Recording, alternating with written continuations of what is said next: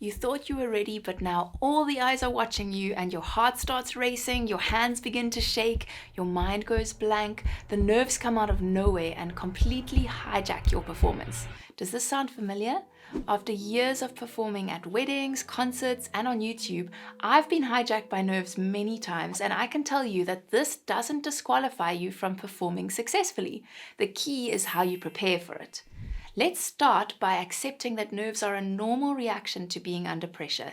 It's your body's fight or flight response. Your brain thinks you're in danger even though you're just about to play a harp piece. And here's something most harpists don't realize. Almost everyone gets nervous. I know I do. Sometimes I'll walk into a performance feeling totally calm, and other times, for no logical reason, I feel crazy nervous.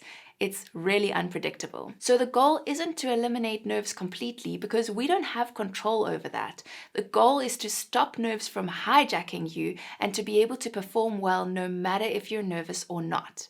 Here are some things that really help me. Number 1, be well prepared. Of course you need to learn your pieces well, but don't just learn the notes, practice performing your piece in front of others or even just a camera. It's amazing how different things feel when there's pressure in the moment, and the more you practice performing, the easier it will feel. Number 2, shift your mindset.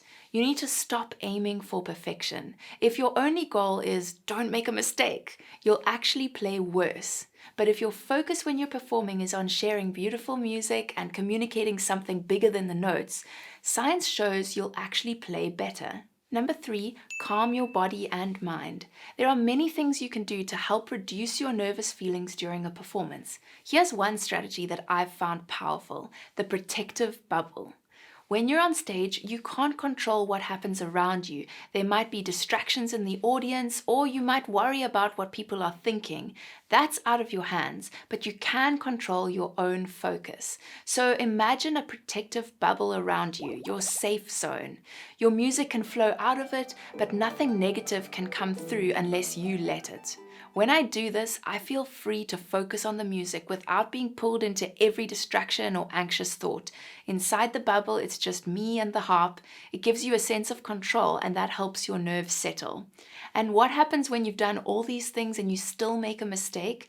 Your recovery strategy helps you keep moving forwards and give a great performance anyway. So watch this video where I give you the 6-step recovery strategy for any performance mistake.